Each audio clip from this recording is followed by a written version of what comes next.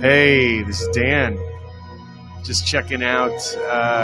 This is another day.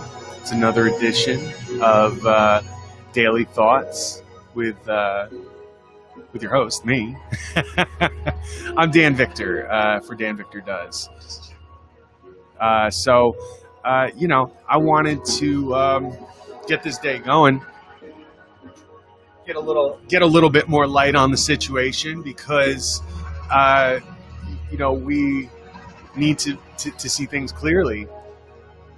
So that being said, I am going to bring the music down a little bit and say, hey, look, got to focus in sometimes. Focus is one of the things I have written on a sticky note.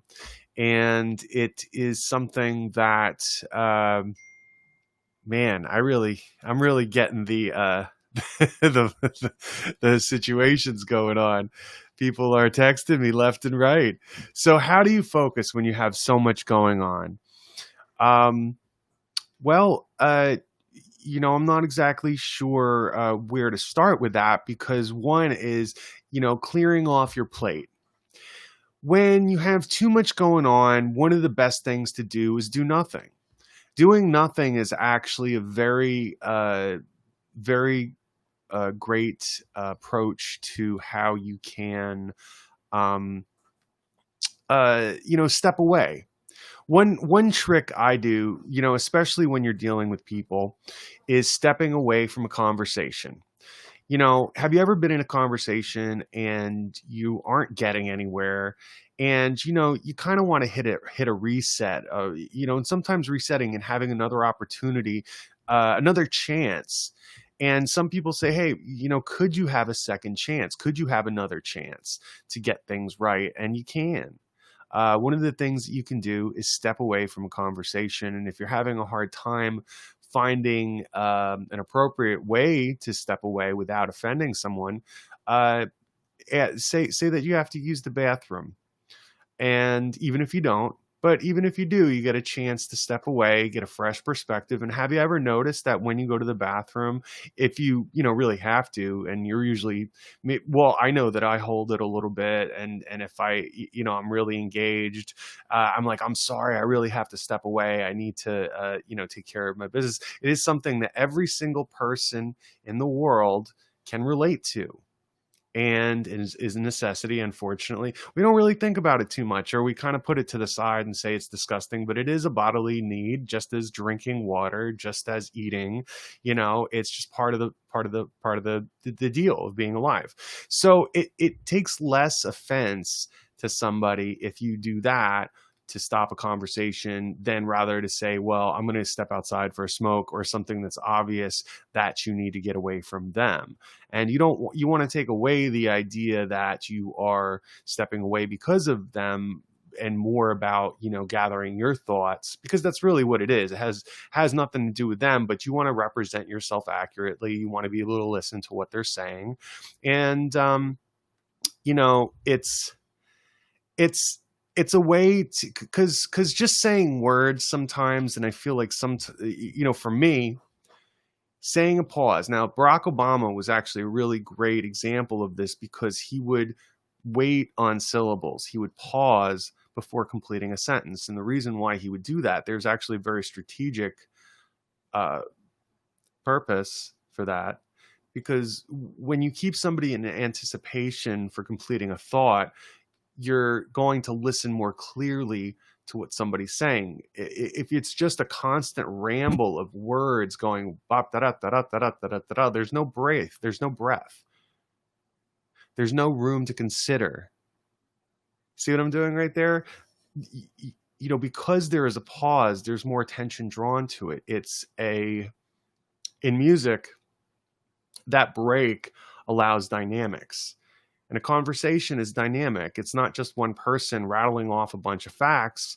I don't know if you've ever been in class and you have a lecture where there are people in class getting really disinterested because the professor is just rambling on without taking any questions, without pausing to make sure everybody's, paying it, listening to what they're saying. I had some very intelligent professors do that, and it really, it's like, wow, this is so overwhelming, you know, and really checking in to make sure that someone is digesting, what you have to say. Otherwise, what's the point in saying it? And what does this have to do with focus? Focus is, truly listening to yourself, and rather than saying a bunch of words, you say nothing. And this nothing is not really absence of action. What it is waiting for the right time to act. It's better to have a well thought out action than to act because you feel the need to do something. This is just, it's something that I've learned to be true. It doesn't necessarily mean it has to be true for you, in all instances, but it's a fairly universal thing.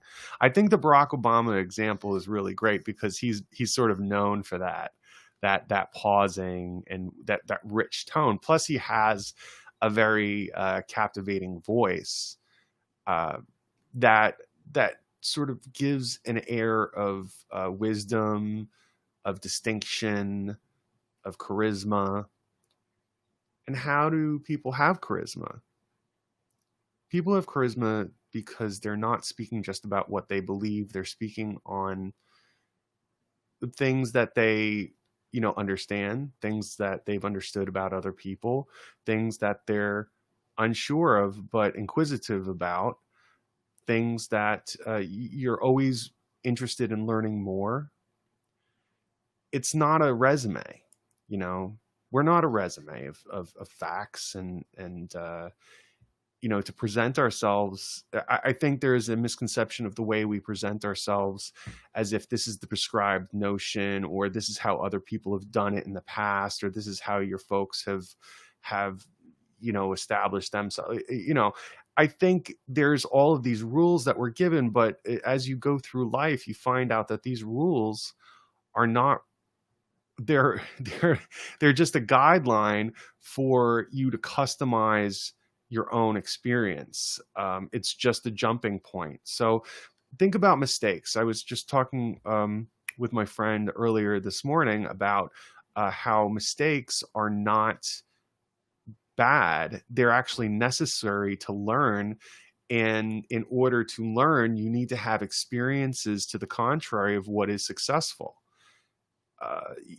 So it can be frustrating because you just want to succeed, but success is not the journey to success is not winning. It's how you get to winning and how gracefully you accept that winning as not, finally becoming better. I think there's a misconception of winning as becoming better. You're already better whether you're making mistakes or not. I think that's a very important thing. You're already making choices, whether they're right or not, to evolving. You're growing. You're all at different levels of being. Your focus on where you are at the moment is different than your focus when you were 5.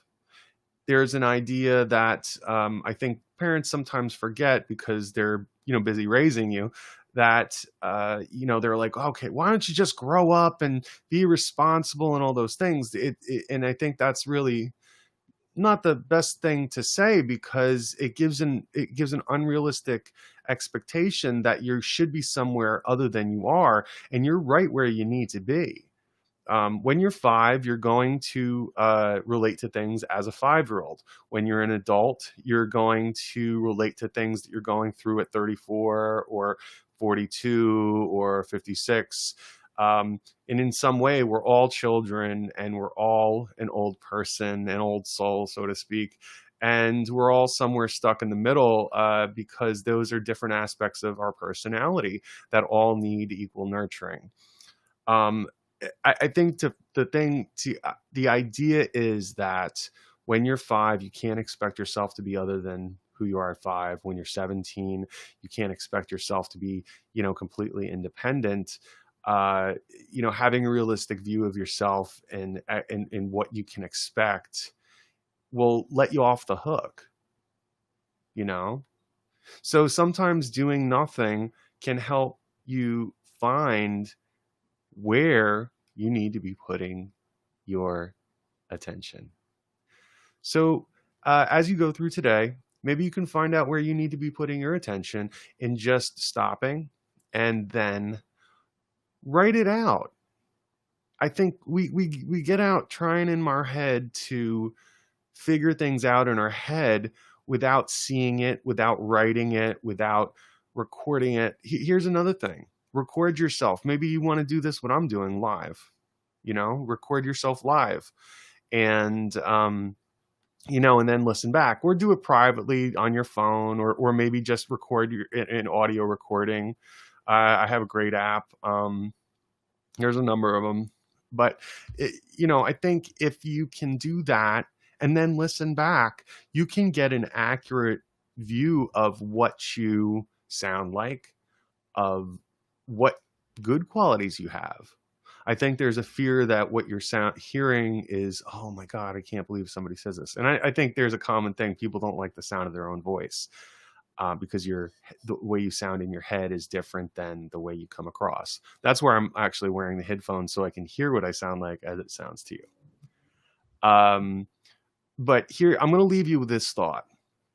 When you're writing a text, you see yourself on one side of the text and you see what the other person is sending you on the other side. So, like if it's an iPhone, you're writing in blue and on the other side is gray. Now, for instance, when you're writing a text, think as if what you're writing is on the left side.